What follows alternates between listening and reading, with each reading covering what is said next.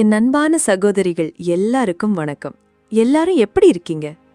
வாழ்க்கையில சில நேரங்கள்ல நாம ரொம்ப நேசிக்கிற, நம்ம உயிரா நினைக்கிற நம்ம கணவர் மூலமாவே நமக்கு மன அழுத்தம் வரும்போது அந்த வலிய வார்த்தையால விவரிக்கவே முடியாதுங்க. யார நம்பி இந்த வீட்டுக்கு வந்தோமோ, யாரு நமக்கு துணையா இருப்பாங்கன்னு நினைச்சோமோ, அவரே இப்படி பேசுறாரே, இப்படி நடந்துக்கிறாரேன்னு தோணும்போது மனசு அப்படியே பாரமா கல்லு மாதிரி ஆயிடும். யாராவது கேட்டா கூட சொல்ல முடியாது. வெளியே சொன்னா குடும்ப மானம் போயிடும். உள்ளுக்குள்ளேயே வச்சுக்கிட்டா உயிரே போயிடுங்கிற மாதிரி ஒரு தவிப்பு இருக்கும் பாருங்க. அது நரக வேதனை. ஆனா ஒன்னு தெரிஞ்சுக்கோங்க சகோதரிகளே, இந்த அழுத்தத்தையே சுமந்துக்கிட்டு உங்க வாழ்க்கைய நீங்க வீணாக்கணும்னு அவசியம் இல்லை. இன்னைக்கு உங்க வீட்ல ஒரு சகோதரியா உங்க மனசுல இருக்கிற அந்த பாரத்தை எப்படி குறைக்கலாம், இந்த இருட்டுல இருந்து மெல்ல மெல்ல வெளியே வரலாம்னு எனக்கு தெரிஞ்ச சில விஷயங்களை உங்களோட பகிர்ந்துக்க போறேன். ஏதோ ஒரு வீடியோன்னு கடந்து போகாம கொஞ்சம் நிதானமா நான் சொல்றதை கவனிச்சு கேளுங்க. ஏன்னா உங்க நிம்மதி உங்க கையில தான் இருக்கு. முன்னொரு காலத்துல ஒரு பெரிய நாடு. அந்த நாட்டு ராஜாவுக்கு ஒரே ஒரு பொண்ணு. அந்த இளவரசி பாக்குறதுக்கு மகாலட்சுமி மாதிரி இருப்பாங்க. குணத்திலையும் தங்கும். அந்த இளவரசிய ஒரு பக்கத்து நாட்டு இளவரசருக்கு கல்யாணம் பண்ணி வச்சாங்க. ஆனா கல்யாணம் ஆகி போன இடத்துல இளவரசிக்கு நிம்மதியே இல்ல. அந்த இளவரசர் எப்பவும் கோவப்படுறது, சின்ன சின்ன விஷயத்துக்கு கூட இளவரசிய குறை சொல்றதுன்னு அவங்க மனச ரொம்ப காயப்படுத்திக்கிட்டே இருந்தார். ஒரு கட்டத்துல அந்த இளவரசிக்கு தாங்க முடியல. என்ன வாழ்க்கடா இதுன்னு ரொம்ப மன அழுத்தத்துல மூழ்கி போயிட்டாங்க.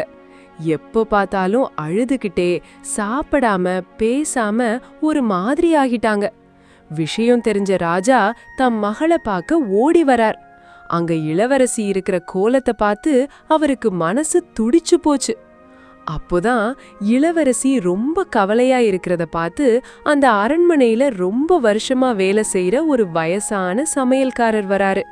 அவர் இளவரசிய தான் சொந்த பொண்ணு மாதிரி பாக்குறவர். இளவரசி அழுதுகிட்டே சமையல் கட்டு ஓரமா உட்கார்ந்திருக்கிறத பார்த்துட்டு அந்த பெரியவர் மெல்ல பக்கத்துல போனாரு. என்னம்மா, ஏன் கண்ணுல தண்ணி? உங்க கணவர் உங்களை சரியா நடத்தலன்னு வருத்தமா அப்படின்னு ரொம்ப அன்பா கேட்டாரு. இளவரசி எதுவுமே பேசாம விம்மி விம்மி அழுதாங்க. அப்போ அந்த சமையல்காரர் சொன்னாரு, அம்மா இங்க பாருங்கன்னு சொல்லிட்டு 3 பாத்திரத்துல தண்ணிய ஊத்தி அடுப்புல வச்சார். தண்ணி நல்லா கொதிச்சதும் முதல் பாத்திரத்துல ஒரு உருளைக்கிழங்கு போட்டார். 2வது பாத்திரத்துல ஒரு முட்டைய போட்டார். 3வது பாத்திரத்துல கொஞ்சம் காஃபி தூளை போட்டார். ஒரு 20 நிமிஷம் கழிச்சு அடுப்ப அணைச்சார். ஒரு பாத்திரத்துல உருளைக்கிழங்கு, இன்னொன்னுல முட்டை, 3வதுல காஃபி தூள். எல்லாம் வெந்ததும் இளவரசி கிட்ட அதை காட்டினாரு. பாத்தீங்களாமா, இந்த உருளைக்கிழங்கு முதல்ல பார்க்க எவ்வளவு கெட்டியா பலமா இருந்துச்சு. ஆனா இந்த சுடுதண்ணி பட்ட உடனே அப்படியே நசுங்கி போயிடுச்சு. சில பெண்கள் அப்படிதான், வாழ்க்கைங்கிற சுடுதண்ணி பட்ட உடனே அந்த போராட்டத்துல அப்படியே நசுங்கி போயிடுறாங்க.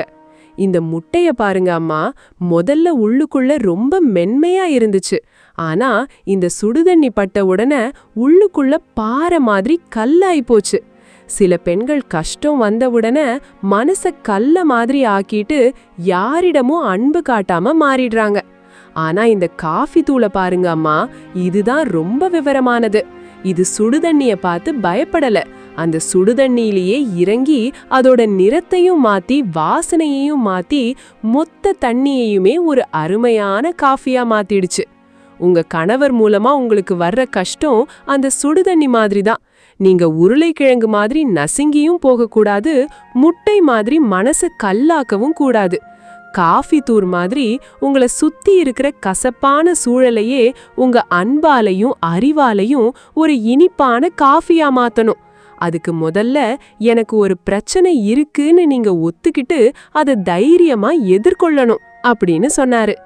சமையல்காரர் அந்த பேச்ச முடிச்சதும் 1 நிமிஷம் அந்த இடமே அப்படியே அமைதியா இருந்துச்சு. இளவரசி அந்த உருளைக்கிழங்கையும் முட்டையையும் அந்த வாசனை வீசுற காஃபியையும் மாத்தி மாத்தி பார்த்தாங்க. அவங்க கண்ல இருந்த கண்ணீர் அப்படியே நின்னுடுச்சு.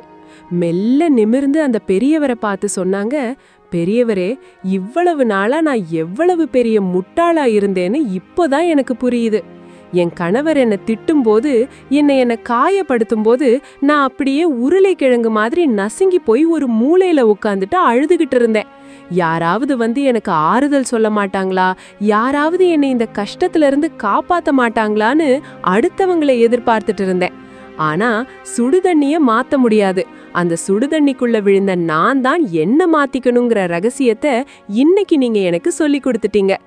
ஆமா, இனிமே நான் அழமாட்டேன். என் கணவர் கோவப்படுறாருன்னா அந்த சூழலை நான் எப்படி ஒரு காஃபியா மாத்துறதுன்னு யோசிக்க போறேன். முதல்ல எனக்குள்ள இருக்கிற பயத்தை நான் தூக்கி போடுறேன். எனக்கு இப்போ ஒரு தெளிவு கிடைச்சிருச்சு. நான் யாருன்னு அவருக்கு புரிய வைக்கிறத விட எனக்கு நான் யாருன்னு புரிஞ்சு போச்சு. என்னோட பலம் என்னன்னு எனக்கு தெரிஞ்சிடுச்சு அப்படின்னு சொல்லிட்டு இளவரசி தன்னோட முகத்தை தொடச்சுக்கிட்டு ஒரு புன்னகையோட அங்கிருந்து எழுந்து போனாங்க. அவங்க நடையில ஒரு புது வேகம் இருந்துச்சு. அவங்க முகத்துல ஒரு புது தெளிவு தெரிஞ்சிச்சு. இதையெல்லாம் பார்த்த அந்த சமையல்காரருக்கு மனசுக்குள்ள ஒரு திருப்தி.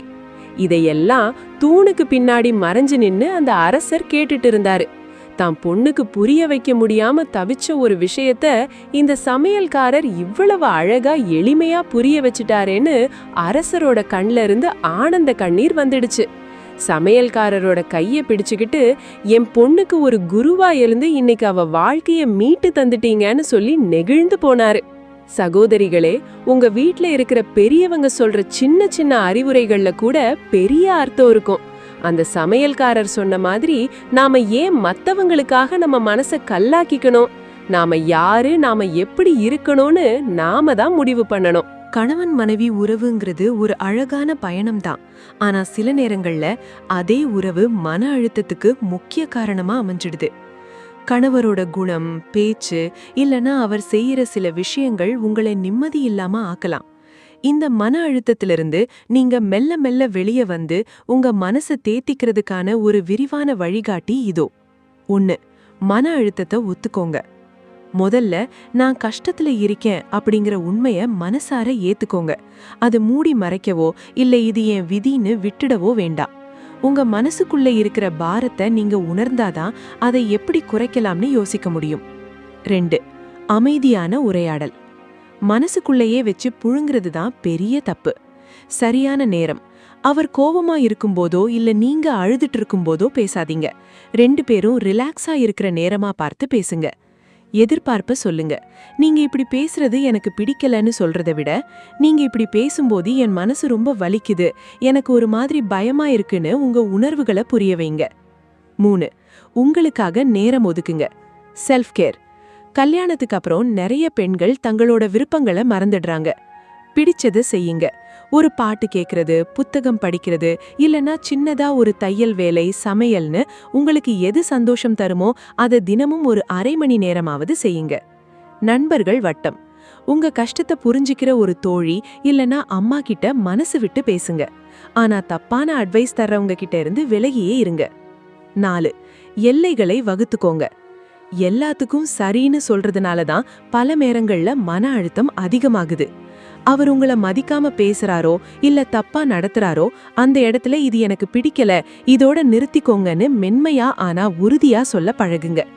மத்தவங்களுக்காக உங்களை நீங்களே வருத்திக்காதீங்க. 5. உடல் ஆரோக்கியம்.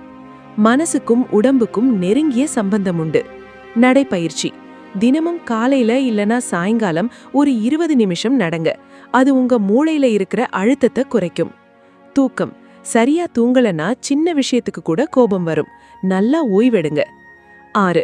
மாற்ற முடியாததை விட்டுடுங்க. சில நேரங்கள்ல நம்ம எவ்வளவு முயற்சி பண்ணாலும் அடுத்தவங்க மாற மாட்டாங்க.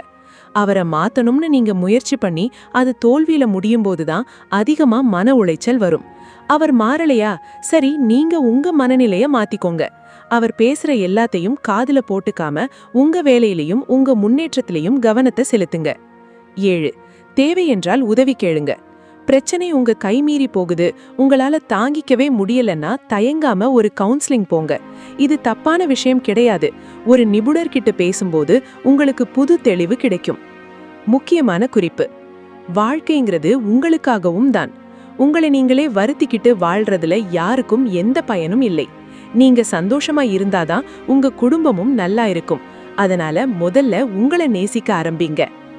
என் அன்பு சகோதரிகளே, இந்த வாழ்க்கை நமக்கும் சேர்த்துதான்.